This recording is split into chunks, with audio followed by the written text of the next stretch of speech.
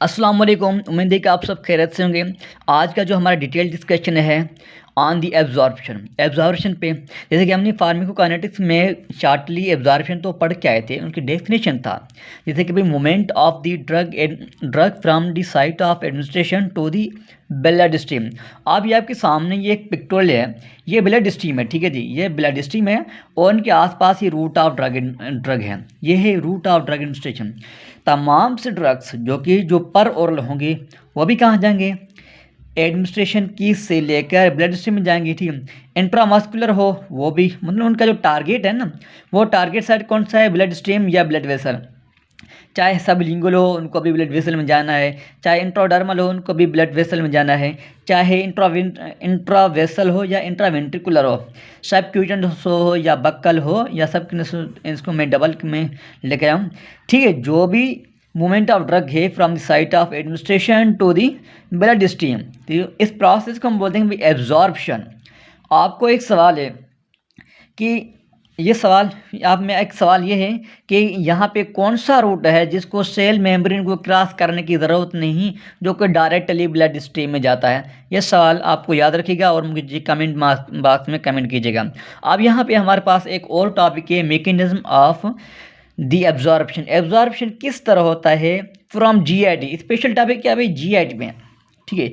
GIT को हम पढ़ने जा रहे हैं और हम डिस्कस करेंगे कि ये कौन सा मैकेनिज्म पास करके ये एब्जॉर्प्शन हो जाता है। तो आपको एक चीज़ याद कीजिए कि हमारे पास वो चीज़ जो कि स्मॉल इन साइज हो, ठीक है जी, स्मॉल इन साइज हो या नॉन पोलर या अनचार्ज्ड हो, ठीक है।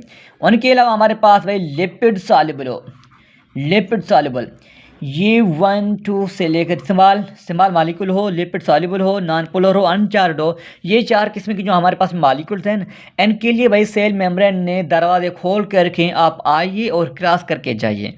आपको ना किसी की एटीपी की सहारा लेने की ज़रूरत है, ना प्रोटीन की ज़रूरत है, ना किसी चीज़ की, ना किसी पोर, ना किसी एक्वापोर यार, ना किसी चैनल की ज़रूरत है। आप आइए और अपना रास्ता लीजिए और जाइए, ठीक है जी। तो हमारे पास ये जो ड्रग्स होते हैं, जो स्मॉल साइज होगा, नॉन पोलर होगा, अनचार्ज होगा, लिपिड होगा, ये हमारे पास क्रॉस होंगे भाई या पास होंगे पैसिव डिफ्यूजन के ज़रिए। लिपिड सॉल्युबल का क्या मतलब है, हाइड्रोफोबिक नेचर, जो मेडिसिन हाइड्रोफोबिक नेचर है उनके लिए हमारे पास पैसिव डिफियन है। तो पैसिव डिफियन के लिए लाजमी है कि भाई स्मॉल ड्रग होगा, स्मॉल मॉलिक्यूल होगा, नॉन पोलर होगा, अनचार्ज होगा या लिपिड सॉल्युबल होगा। तो जैसे हमारे पास ये ड्रग्स यहाँ पे आएंगे तो यहाँ से क्रॉस करेंगे, ठीक है जी, डायरेक्टली ब्लड स्ट्रीम के अंदर जाएंगे। टारगेट क्या है हमारा, ब्लड स्ट्रीम। तो ब्लड स्ट्रीम में आएंगे तो हमारे पास यहाँ पे भाई एब्जॉर्प्शन हो जाएगी। तो नेक्स्ट हमारे पास है भाई, अगर ड्रग लार्ज इन साइज हो, ठीक है जी, लार्ज हो और हाइड्रोफोबिक नेचर हो या वाटर सॉल्युबल, जैसे कि लार्ज भी क्रॉस नहीं हो सकता और वाटर सॉल्युबल भी क्रॉस हो नहीं सकता, तो ये क्रॉस तो होना है ना यहाँ, क्योंकि ड्रग्स को ये हमारे पास भाई लार्ज है या बोले कि वाटर सॉल्युबल है, इनको अभी यहाँ पे ब्लड स्ट्रीम में लाना है, तो इसको सहारे लेने की ज़रूरत है। यहाँ पे हमारे पास कुछ टाइप्स ऑफ प्रोटीन्स हैं, ये प्रोटीन्स चैनल बनाएंगे और इस प्रोटीन की वजह से इसकी हेल्प से यहाँ पे क्रॉस करेंगे और फाइनली ब्लड स्ट्रीम के अंदर शामिल होंगे। इस प्रोसेस को हम बोलते हैं भाई फैसिलिटेटेड डिफ्यूजन। वो प्रोटीन ब्लड स्ट्रीम्स तक इनका हेल्प करेंगे, ठीक है जी। वो हमारे पास लार्ज होंगे, लार्ज मालिक्यूल होंगे और हाइड्रोफिलिक इन नेचर होंगे, ठीक है। उनके अलावा हमारे पास भाई थर्ड जो हमारे पास जो टॉपिक है that is the pathway is active mechanism, active process, जहाँ पे एटीपी की सख्त ज़रूरत होती है या ऐसा समझे कि भाई एनर्जी चाहिए होती है। वैसे आप ने यहाँ पे गौर क्या होगा, क्योंकि पैसों में क्या है भाई, passive different from the higher concentration to lower concentration, ये डिफरेंट है। लेकिन एक्टिव में ये कुछ अपोजिट है, यहाँ पे क्या है भाई, from lower concentration to higher concentration. तो जिससे हम किसी चीज़ को नीचे से ऊपर के लिए उठाएंगे तो एनर्जी की ज़रूरत पड़ेगी, एटीपी यूज़ करना होगा, ठीक है। जैसे कि यहाँ पे एक हमारे पास भाई प्रोटीन एक ड्रग है और यहाँ पे लाजमी है कि ये चार्ज होनी चाहिए, चार्ज ड्रग या आयोनाइज ड्रग जो होते हैं हमारे पास, तो वो चार्ज ड्रग्स होते हैं, उनके लिए ये सेल मेम्ब्रेन को क्रॉस करना बहुत मुश्किल हो सकता है। तो इसलिए यहाँ पे प्रोटीन की ज़रूरत पड़ती है या एटीपी की ज़रूरत पड़ती है। इसमें होगा क्या कि भाई एटीपी एडीपी में चेंज होगा, तो जाहिर सी बात है एक एक्स्ट्रा फास्फेट निकलेगा। इसकी वजह से हमारे पास हमें एनर्जी मिलेगी, और वो एनर्जी की वजह से यहाँ एक एंजाइम या कुछ प्रोटीन्स वगैरह होते हैं, वो ड्रग को लेकिन ऊपर वाले सरफेस को लेके नीचे वाले सरफेस तक लाएंगे और फाइनली ब्लड स्ट्रीम के अंदर इनको बहाएंगे। ठीक है जी। नेक्स्ट जो हमारे पास फोर्थ है जिस डेट इज एंडोसाइटोसिस, या जिसको हम बोलते हैं भाई बल्क। अगर एंडोसाइटोसिस है तो एक्सोसाइटोसिस भी होगा। जैसे कि ये हमारे पास भाई सेल मेम्ब्रेन है, ठीक है, ये सेल मेम्ब्रेन है और ये हमारा ब्लड स्ट्रीम है। टारगेट साइड ये है मेडिसिन को या ड्रग्स को यहाँ लाना है, ठीक है। तो ये सेल और सेल मेम्ब्रेन, तो जैसे कोई ड्रग है तो ये क्या करेगा, इस ड्रग इसके साथ अटैच हो जाएगा, ठीक है, वेसल बनाएगा, ठीक है। जैसे ये वेसल बनाएगा ना, तो जैसे अंदर आ जाएगा तो ये वेसल बिल्कुल इस सेल वेसल, वो ब्लड वेसल है यहाँ पे अटैच हो जाएगा, तो फाइनली इसके अंदर हो जाएगा। पहले हुआ एंडोसाइटोसिस, फिर हुआ एक्सोसाइटोसिस, वेसिकल की सूरत में इनके अंदर वो शामिल हो जाएगा। इस प्रोसेस को हम एंडोसाइटोसिस बोलते हैं या बुल्क फॉर्म भी बोल सकते हैं, बुल्क फॉर्म, ठीक है। अब यहाँ पे मैंने शुरू में आपको एक सवाल किया था कि which type of drug route administration that does not need to cross cell membrane, वो हमारे पास भाई आईवी, क्योंकि आईवी में क्या होता है कि डायरेक्टली ब्लड स्ट्रीम के अंदर है, तो किसी सेल मेम्ब्रेन को ट्रांसपोर्ट क्रॉस करने की ज़रूरत नहीं पड़ती है। ठीक है जी। नेक्स्ट जो हमारे पास टॉपिक है फैक्टर्स अफेक्टिंग एब्जॉर्प्शन। कौन सा फैक्टर है जो कि एब्जॉर्प्शन को कम ज़्यादा करता रहता है। जैसे कि फर्स्ट हमारे पास भाई पीएच वैल्यू, ठीक है, पीएच वैल्यू। आपको ये चीज़ एक चीज़ याद रखना है कि हर ड्रग जो मेडिसिन है उनके जो स्टेट है वो एग्जिस्टिंग स्टेट वो हमारे पास दो है, या तो वो वीक एसिड में होंगे, ठीक है, वीक एसिड, या हमारे पास वीक बेस में होंगे। इन दो कंडीशन में ये एग्जिस्ट कर सकते हैं, या तो वीक एसिड होंगे या तो वीक बेस होंगे।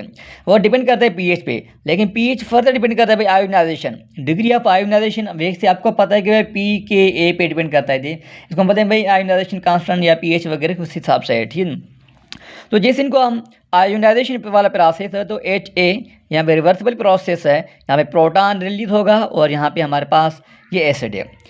लेकिन ड्यूरिंग आयोनाइजेशन की सूरत हाल में भी ड्रग का दो स्टेट है, या तो वो हमारे पास नॉन पोलर होगा क्योंकि कोई भी चार्ज वगैरह नहीं है तो पोलराइजेशन भी, ये हमारे पास नॉन पोलर स्टेट है और नॉन चार्जड है, चार्ज भी नहीं है, ईजिली एब्जॉर्प्शन हो जाती है। याद रखना कि लिपिड सेल मेम्ब्रेन में चार्जड मालिक्यूल नहीं, अनचार्जड और नॉन पोलर मालिक्यूल्स को रेडियली एब्जॉर्प्शन होने में आसानी हो जाती है।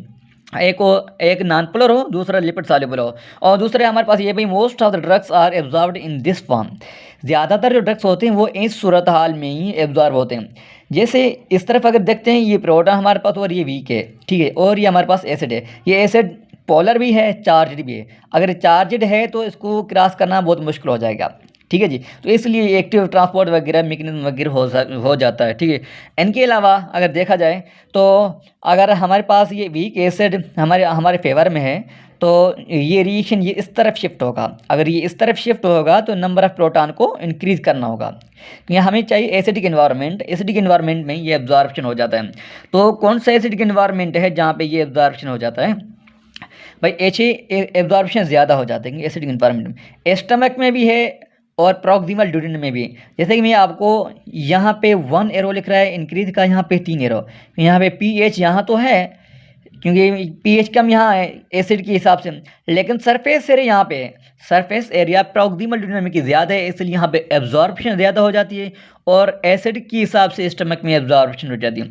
याद रखिएगा कि स्टमक में अगर एब्जॉर्प्शन होती है तो एसिडिक नेचर की वजह से, और जब ड्यूडेनम या स्मॉल इंटेस्टाइन के अंदर एब्जॉर्प्शन हो जाती है तो लार्ज सरफेस एरिया की वजह से, ठीक है। उनके अलावा हमारे पास वीक बेस, वही जो जैसे हमने पीएच की सूरत हाल में वीक एसिड को आयोनाइज किया है तो इसको भी हम आयोनाइज करेंगे। लेकिन आप ये देखिए कि ये हमारे पास क्या है भाई, ये पोलर भी है और ये चार्ज भी है। जैसे कि अगर ये पोलर है और चार्ज है तो इसकी जो एब्जॉर्प्शन है ये तो बहुत डिफ़िकल्ट हो जाएगी ना। तो हमें चाहिए भाई वो चीज़ जो कि ईज़िली आसानी से एब्जॉर्प्शन हो जाए। तो यहाँ पे इस नेचर सूरत हाल में एसिड का इस सूरत हाल में मीन्स नॉन पोलर और चार्ज, जाहिर सी बात है ये चार्ज नहीं है, ये अनचार्ज पार्टिकल है, ठीक है जी, अनचार्ज और अनआयोनाइज्ड, आयोनाइज्ड ये फॉर्म जो है ये इजीली एब्जॉर्ब हो जाता है। साइट ऑफ एब्जॉर्प्शन कहाँ है भाई, डिस्टल एलियम, स्मॉल इंटेस्टाइन का डिस्टल एलियम, देखिए फिर भी एलियम स्मॉल इंटेस्टाइन, इसलिए क्योंकि इनका जो एब्जॉर्प्शन जो है ना ये ज़्यादा क्यों होता है, जवाब ये है भाई सरफेस एरिया ज़्यादा है, सरफेस एरिया ज़्यादा जहाँ होगा वहाँ हमारे पास भाई क्या चीज़ होगा, एब्जॉर्प्शन ज़्यादा होगा, ठीक है जी। अच्छा, थर्ड जो हमारे पास फैक्टर है that is the blood flow, ठीक है, blood flow of the absorption, याद रखिएगा कि एब्जॉर्प्शन कहाँ होता है, ब्लड फ्लो या ब्लड के अंदर, ब्लड वेसल के अंदर, लेकिन absorption is directly proportional to the blood flow, ये जिस तरफ ब्लड फ्लो ज़्यादा होगा एब्जॉर्प्शन वहीं पे ज़्यादा होगा। जैसे कि यहाँ पे इंटेस्टाइन के अंदर, हमारे बॉडी के अंदर इंटेस्टाइन के अंदर ब्लड फ्लो ज़्यादा है, ठीक है, अगर ब्लड फ्लो इंटेस्टाइन के अंदर ज़्यादा है तो एब्जॉर्प्शन ज़्यादा वहाँ पे होगा, अगर स्टमक के अंदर ब्लड फ्लो बहुत कम है तो वहाँ पे एब्जॉर्प्शन बहुत कम हो जाएगा। एक और कंडीशन, कौन सा कंडीशन है या कौन सा सूरत हाल है जहाँ पे एब्जॉर्प्शन बहुत कम हो जाती है, वो डिपेंड करता है कि किस कंडीशन में ब्लड फ्लो बहुत कम है। यहाँ पे है शॉक, शॉक क्या भाई, लेकिन ब्लड फ्लो बहुत कम हो जाए, इस्केमिक कंडीशन, लो कार्डिक सप्लाई, ठीक है, जहाँ पे हमारे पास देख सकते हैं हाइपोवॉल्यूमिक शॉक हो या कार्डियोजेनिक शॉक हो या न्यूरोजेनिक शॉक हो, कोई भी शॉक हो तो ब्लड सप्लाई बहुत कम हो जाती है, ब्लड सप्लाई बहुत कम हो जाती है तो टिश्यू परफ्यूम कम हो जाती है, टिश्यू परफ्यूम कम, ब्लड फ्लो कम, तो एब्जॉर्प्शन जाहिर सी बात है कम होना चाहिए ना। अच्छा जी, next total surface area for absorption, जाहिर सी बात है सरफेस एरिया जितना ज़्यादा होगा उतना एब्जॉर्प्शन ज़्यादा होगा भाई, surface area is directly proportional to the absorption, surface area ज़्यादा एब्जॉर्प्शन ज़्यादा, सरफेस एरिया कम एब्जॉर्प्शन कम। एग्जाम्पल हमारे पास है भाई इंटेस्टाइन में एब्जॉर्प्शन ज़्यादा है, स्टमक में एब्जॉर्प्शन कम है, वैसे भी आप इन दोनों की शिकल में देख सकते हैं कि इनकी शिकल और अब यहाँ पे कंपेयर करोगे तो इनकी शिकल जो है ना ये सरफेस एरिया या छोटा भाई स्मॉल लेंथ है, जिसके मैंने यहाँ पे लिखा शॉर्ट एंड लेंथ है, ठीक है, ये शॉर्ट एंड लेंथ है, और इनकी जो है ना लार्ज एंड लेंथ है, ये देखिए भाई 9 मीटर लॉन्ग है भाई, ये भी देखें, और क्योंकि कई मीटर में इनकी लेंथ है, इंटेस्टाइन में लार्ज लेंथ है भाई, माइक्रोविलाई ज़्यादा है, माइक्रोविलाई हेल्प करते हैं एब्जॉर्प्शन सरफेस एरिया को बढ़ाने के लिए, इसलिए यहाँ पे एब्जॉर्प्शन ज़्यादा है। स्टमक में एब्जॉर्प्शन कम इसलिए है क्योंकि नॉट मच सरफेस एरिया और शॉर्ट एंड लेंथ, शिकल भी या इनका जो साइज़ है वो भी छोटा है और सरफेस एरिया बहुत कम है, इसलिए यहाँ पे एब्जॉर्प्शन भी बहुत कम होता है। उनके अलावा contact time to surface area, जाहिर सी बात है भाई टच में जितना चीज़ हो, चीज़ जितनी देर तक टच में होगा तो एब्जॉर्प्शन ज़्यादा होगा। It depends upon the GI motility, GI motility क्या मतलब है कि GI मोमेंट, ठीक है जी, अगर ये मोमेंट या मोटिलिटी मोमेंट, ठीक है जी, moment is directly proportional to the contact time, ठीक है, अगर ये मोमेंट ज़्यादा है, सॉरी यहाँ पे इन्वर्सली प्रोपोर्शनल है, इन्वर्सली प्रोपोर्शनल, अगर मोमेंट ज़्यादा है तो जाहिर सी बात है टाइम कम होगा, ठीक है, और उनके अलावा अगर देखा जाए, सॉरी ये कम हो जाएगा, अगर ये ज़्यादा है तो ये कम होगा, अगर ये कम है तो ये ज़्यादा हो जाएगा। अब मैं आपको समझने की कोशिश कर रहा हूँ क्योंकि आपको पता है कि डायरिया की सूरत हाल में GI मोटिलिटी ज़्यादा है, डायरिया वाली कंडीशन में GI मोटिलिटी ज़्यादा है क्योंकि स्पीड हो जाती है मोटिलिटी को, जैसे मोटिलिटी को स्पीड हो जाती है तो एब्जॉर्प्शन बहुत कम हो जाती है, एब्जॉर्प्शन बहुत कम हो जाती है, एब्जॉर्प्शन कम, क्योंकि डायरिया वाली कंडीशन में हमारे पास टाइम बहुत कम होती है, मीन्स स्पीड हो जाती है तो कॉन्टेक्ट टाइम कम है, कॉन्टेक्ट टाइम कम है तो एब्जॉर्प्शन कम हो जाती है।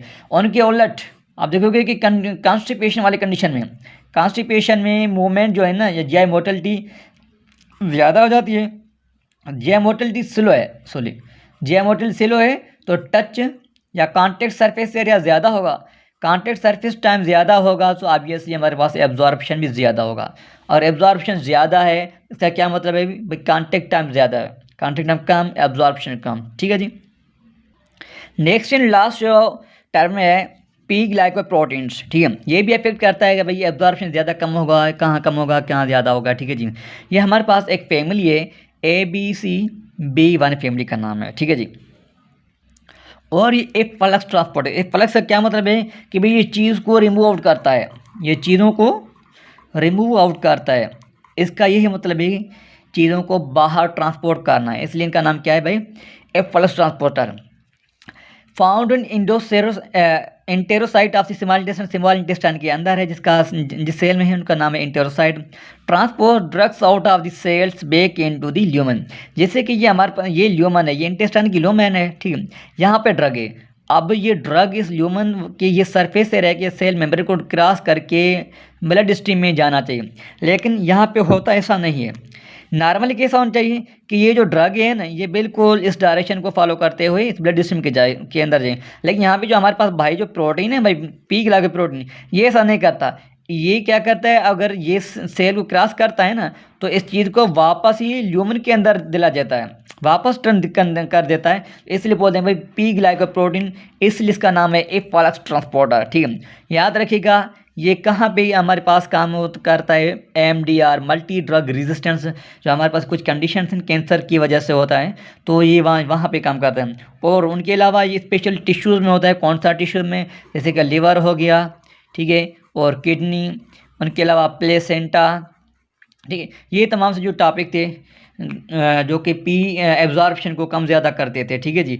तो एक और बात जो मैंने आपको नहीं बता सका, और वो ये है कि भाई यहाँ पे जो है ना, जिसकी सरफेस एरिया ज़्यादा है, इंटेस्टाइन का सरफेस ज़्यादा है, तो एक ऐसा कंडीशन जहाँ पे सरफेस एरिया कम भी हो सकता है, तो वो हमारे पास क्या है भाई, इन्फ्लामेटरी बाउल सिंड्रोम है, जिसको या इन्फ्लामेटरी बाउल डिजीज़, ठीक है, या सेलियक डिजीज़ है। तो इस कंडीशन में क्या होता है, इंटेस्टाइन की जो माइक्रोविलाई होती है ना, ये बिल्कुल ख़त्म हो जाते हैं। ये अगर ये ख़त्म हो जाते हैं तो सरफेस एरिया कम बच जाता है, सरफेस एरिया कम होता है तो एब्जॉर्प्शन भी कम हो जाता है, ठीक है। ये कंडीशन देखो जो कि एब्जॉर्प्शन